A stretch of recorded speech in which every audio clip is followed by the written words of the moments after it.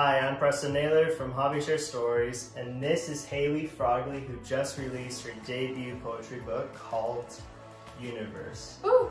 Can you tell us about Youniverse and how you came up with the spelling and all the title? Yeah, so it's Youniverse, it's Y-O-U, and it just comes from the idea that each of us have an entire world inside of us. And we carry that around with us. It affects everything that we do, everything that we say, the world that we have inside of us. And for a very long time, my universe was a very wounded place. It was very painful, and there was a lot of suffering. And so the experience that I had with the universe around me reflected that. It was very painful to be alive because I was experiencing pain in my inner world. It hurt you. It hurt me, yeah. So the idea of universe comes from the inner and outer world being one. And the book itself is my journey through poetry of how I went through this healing process after experiencing some difficult things. And just that whole process of once my inner universe was healthy again, I had a healthy relationship with the universe around me. Being happy again. Totally. So this is about you taking control of your life and making something good of it. Yeah. And not just control, but like allowing things. It to happen. Yeah. Because it wasn't, the sadness and the trauma wasn't something that I had control over. The control for me was found in surrendering to it and saying, okay, this is my experience. I have been through some very difficult things, and that is okay. It's okay for me to not feel on top of the world because right now I'm not. So that sense of control was just me sinking into my life and just being like, yes, this is my life and it's real. And to face it. Yeah. Because I think that is what a lot of people have a hard time doing is facing their problems or issues because they feel that in the long term it's not going to be the best outcome that they want. Yeah. But do you think it is the best outcome? Yeah. Something that I've been thinking about a lot recently is that the places that we feel fear in our lives are the places that are asking us to dive into them, you know? When we feel hesitant and we're resisting, oh no, I can't go there. I want to push it away. I want to hide from it. I want to numb it. When we feel that resistance, it's so important for us to be aware of the resistance and then to choose to dive in, you know? So how do you get aware? How do you do that?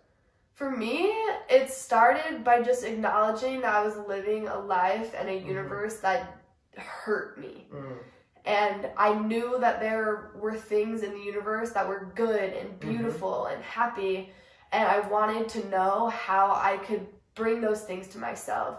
So it started with the awareness that I wasn't where I wanted to be, and that was a heavy thing to realize. Wow, like I'm not living the story that I want to live. It's not fulfilling, it's not happy.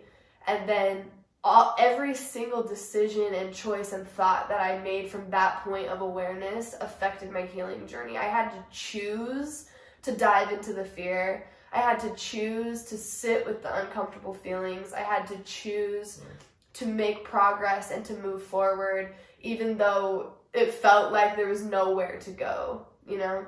You should be a speaker. You're so good. You have a story that everyone should listen to.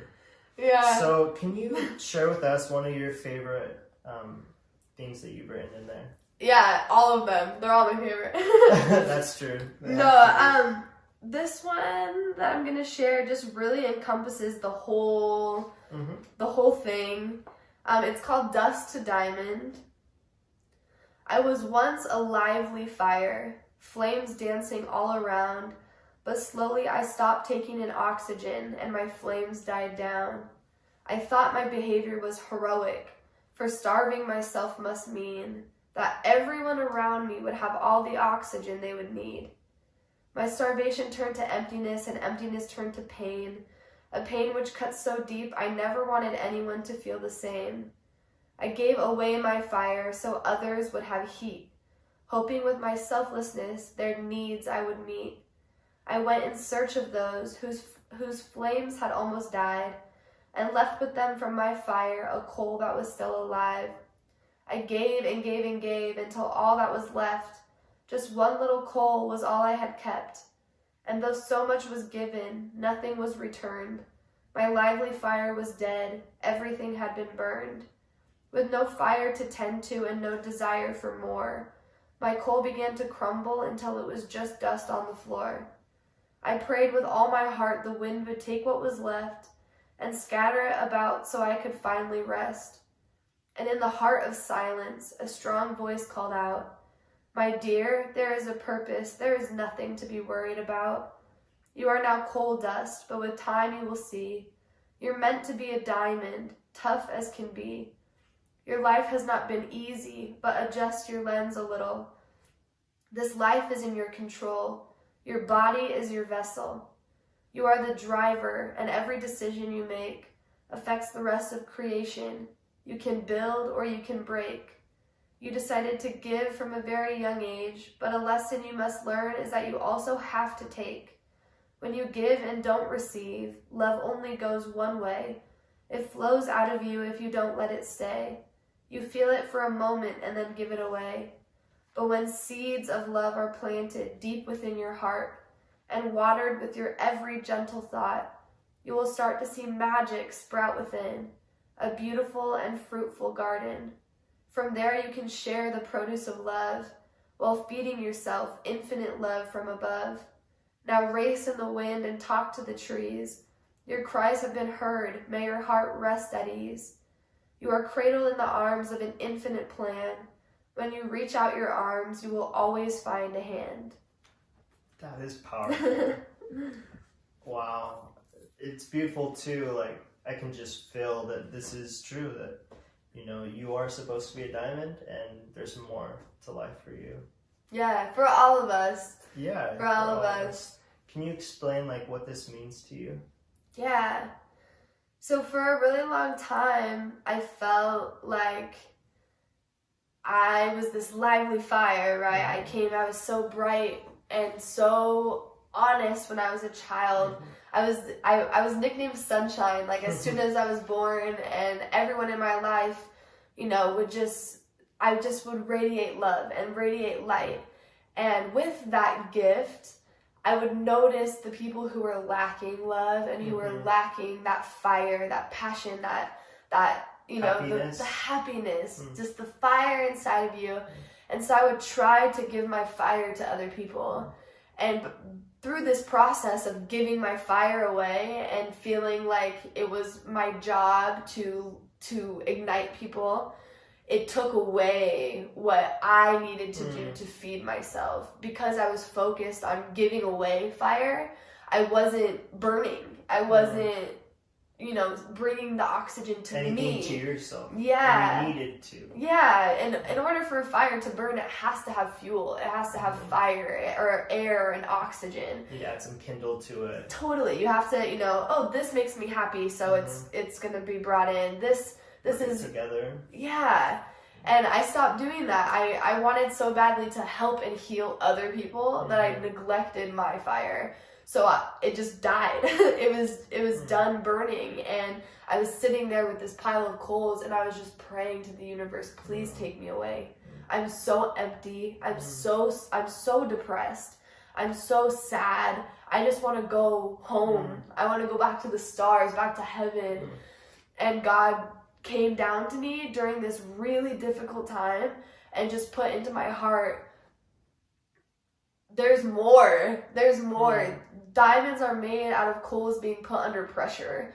And you are under a lot of pressure because you are going to be so strong and you are going to be so brave, and you just have to trust me that this is part of the process. You know, there's a process to becoming a diamond. It's not just born.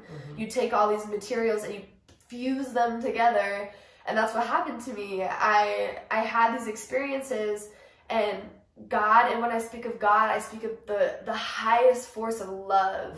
Love that has absolutely no limitations. So this love came to me and said, this is part of the process, and this is love too. This is God, this is good. Trust me. Take my hand, let me pull you out of your own sorrow, and let me show you that you can burn again. And when you took his hand, what did you feel? what was the difference? Yeah, so I felt so lonely and so just trapped in this universe of just hell. Just like, it was bubble of it. Just like this hell that just, I was breathing it in and breathing it out, and everything that I did was just painful. But then all of a sudden, this really warm and comfortable force just picked me up and just held me like a little child again and said, this suffering that you've created, it's okay, it's valid, you're not wrong, but there's more. There's another way to experience life. It doesn't have to feel like this, but it's your choice. And that was really hard, right? It's really hard to hear that it was my own creation of hell, you know? I was doing that to myself by thinking those things. Yeah. So then God said, it's not, it's your fault, it's your responsibility, but that doesn't make you wrong. So I want to show you that you are just as capable of being encompassed by your own light as you are by your own darkness. This is your creation. It's your shadow that you're in. It's no one else's. It's your journey. It's your journey, your shadow, but you also have so much light. You have so much light, and you can feed that if you choose to, but you have to turn from the shadow and you have to face the sun again. And that was where it all started, was my decision to turn away from the grave, to turn away from my suffering, to let everything die that needed to die, to turn around and say, okay, I want to find more, so I'm just going to start walking towards the light. So to face the sun, was that facing yourself, or who's that facing? Yeah, that's a good question. I like that question. I like that question. So the duality of the world is that we need the day just as much as the night. And inside of ourselves, we have these light aspects and these dark aspects. So we all do. Yeah, we all do. And facing the sun for me was facing my gifts. You know, my power. I came into this world and I wanted to burn. And that made me different from people. And everything that makes me different makes me powerful. It makes me unique. It makes me Hailey, you know? Frogley. Hailey Frogley. Hailey May Frogley. Exactly. And so I had to, and part of me for a long time had kind of turned my light into darkness. You know, it was like, oh, you're different. That's wrong. You're different than other people. You stand out, and so now because that's uncomfortable to stand out, I'm gonna pretend I'm invisible. You know, I'm gonna be like, oh, I don't want people to look at me. I don't want people to see me. I don't want to be noticed, because fire is noticed, right? Things that burn, you're. It's different than what other people see. Yeah. So I had to face that side of myself that I had shut away. Like I did that to myself. I shut away my light. So facing the sun for me was opening the door and saying, hello, Hailey. I'm here. Hello, I'm back. Like, I don't want to hide from myself, because I want to believe that everything that I am is good. So if everything that I am is good, then that means my darkness is good, my light is good, my imperfections are good. Everything about me is deserving of the love that you would give to a child, because I have never stopped being a child. You know, if we are born into this world as children, at what point do we stop being children? You can't stop being something you were born to be. And we tell ourselves, oh, I'm grown up now, but you're a grown up child. You know, and we try to leave our innocence and our honesty in the past and grow away from it, because sometimes we're scared. That fear is such a charge. We're so scared of, you know, not being connected to other people, being an outcast. Fear of the unknown. Fear of the unknown. Yeah, so just pouring that love of the child back into me and anchoring it and saying, you know what, everything that I do with the innocence of a child. Every mistake that I make is just me learning. You know, I don't have to get it right every time I do it. I'm a child. Because none of us are perfect, but we just got to work through our hard times. And we'll have the outcome that you've had with making a universe. And wow. Making a healthy universe. A healthy universe. Yeah. So, I see that you have this book. All in tatters. How old is this? Oh, it's like 2 years old now. 2 years old. Yeah, and that can you wouldn't. open it up. You're like, it's a fossil. I can't touch it. Yeah, so this dinosaur right here that's like falling to pieces. That red dinosaur. That's red dinosaur. Let's help together by one string. This is the notebook of poetry that became this book. So on June 23rd of 2018, I got this notebook and I wrote, "I am manifesting my dreams. These words will be published." And this is the notebook that, I mean, the Dust to Diamond, that the poem that I read is right here in the beginning. And there's just so many poems that all became this story. So, yeah, So it's which so one crazy. was the dust one? It's right here in the beginning. You got a lot of I know, words. they're all everywhere. Right here. I was once a lively fire. Cool. And that's where it was. That's what it looks like. Yeah, that's where it was originally written, and then it was transferred into the book. But I used to carry this notebook around with me every single day in my backpack, Really? and every time I had, because a lot of my poems, it wasn't like I sat down and I was like, okay, I'm going to try to write a poem now. Just randomly. Yeah, Like that's that. not how it worked for me. It was like I'd be sitting, or I'd be like taking a shower, or brushing my teeth, or doing something really routine, and all of a sudden I would just feel these words start to pour through me, and I would grab my notebook and I would just start writing and writing and writing, and then all of a sudden there was a whole poem there. So what was the first one that you wrote? Is it this one? In life there's great and terrible? No, that was the first one I wrote in the notebook, but not the first poem I ever wrote. Okay. The first poem that I ever wrote and was like, wow, like this is a publishable poem. It was called Blackbird. You want me to read it? Yeah, of course. Let's find her. Blackbird. What does it have to deal with? Feeling like someone else had told me who to be my whole life. You know, someone else said, you need to do this, you need to do that, you need to do this.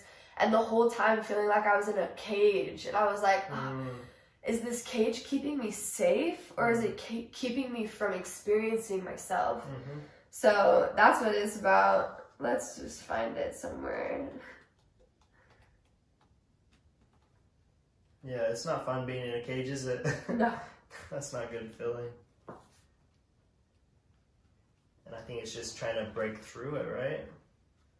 Yeah, breaking the cage, and also understanding that, like, we are the key, right? We are the key to our own cage. I don't know where Blackbird is. That's alright. Oh, found it. Perfect. Yeah. So it says, they told me I was a blackbird. They showed me how to be. They placed me in the nest of a fallen tree. They locked me in the dark so I couldn't see. They left me all alone and threw away the key. They told me I was a blackbird and blackbirds did not sing, so I told myself to suppress the song inside of me. They said blackbirds were happy, but happy I was not. I was alone, half dead. My hope was starting to rot. They said blackbirds could fly, but they had clipped my wings. All I could do was watch other birds do amazing things. They told me I was a blackbird, so I did not understand why everything a blackbird should be was so far from my hands. It wasn't until the storm came, an internal storm per se, a hurricane that spilled out and on the floor it lay. It wasn't until the tears all piled at my feet, collected into a mirror, my reflection waiting to be seen. For the first time in my life, I saw myself in full view. My tears had washed their paint away and left a bright new hue. They told me I was a blackbird, they gave me a distorted mirror, and I never stopped to question them, for deep inside I feared. If I was not a blackbird, was I worth nothing? They told me I was a blackbird, but I was much too trusting. They put me in a cage hanging in a tree, but all along I held the key to set myself free. They told me I was a blackbird and blackbirds did not sing, but no longer will I suppress my beautiful melodies. My tears and turmoil became my clarity. I was beaten and broken, but I am now ready. They told me I was a blackbird, but all along, you see, I was a bluebird, and now I am free. Wow. So, you were saying that it was close to you, but it couldn't get into your hands. Why was that? Because I feel that when we are seeking for something or looking or wishing or hoping, we're making the things that we want further away, you know, because pushing them. yeah. But the concept of universe comes from the true idea that everything that we are is here. Everything. So I don't need to wait for time to bring me something, because it's an unfolding process. I needed that key that I was looking for. I was searching for it in the hands of everybody else. Are you going to free me? Are you going to free me? Who's going to free me? Who's going to give me the key so that I can finally be myself, right?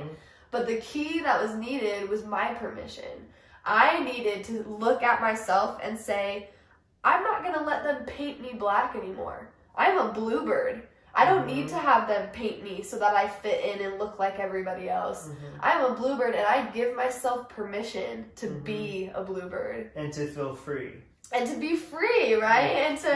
And to just like the silly things, like, you know, for a long time, like, just the things that we don't give ourselves permission to do, like being seen. For me, I wanted so badly to make myself invisible because I was scared of being seen, but what I really wanted was to give myself permission to be seen. Now that you've allowed yourself to have permission to be seen, how does it feel? It just feels, it's like this like silly, like, it's like looking at a child, like the child version of me, and being like, you are just so silly. Like, why would you ever not be who you are? I know that it's scary, but it's the most freeing thing to walk through the fear. And does it feel calm when you do it? Or yeah. What is it? Oh, the beginning stages, when the fear is like right here in your belly and you're like, I can't do that, I can't do that. And then you slow down and you say, well, why? Why can't you do that? And then some justification pops up. Well, I can't do that because of this. And you just keep talking to yourself like you would a child. But don't you see that you can? You can if you allow it. And that's the key for me, is the allowing of it. Because when we resist being ourselves, we're creating this strain where we can't be ourselves because we're resisting it. But what we want more than anything is just to drop the illusion, drop the paintbrush, drop whatever it is, and say, hey world, like, I'm here and I'm scared and I really want to connect with you guys, but I really don't know how, and I'm so scared that you guys are going to reject me. But that's honest. You just have to be real, because you don't want to be fake with others that you love. Yeah. Yeah. So, now that you've written this, how can people get this? So it is specifically sold on Amazon. I publish it through Amazon. So if you search the title, Youniverse, Youniverse, and then my name, Hailey May or Hailey Frogley, it will pop up. Okay. And it's actually on sale right now. It'll be on sale through Christmas. It's $14.95 right now. Awesome. Yeah. And are you going to write any more poetry? Definitely. Okay, so when do we expect to see that? This next year, yeah. I'll definitely have my book coming out in 2020. Doesn't have a title yet. It's still not Youniverse Part 2. Yeah, maybe it'll be Universal. I don't know. I don't know. Okay. Yeah. Well, this is Hailey Frogley, and this is her Hobbeeshare story.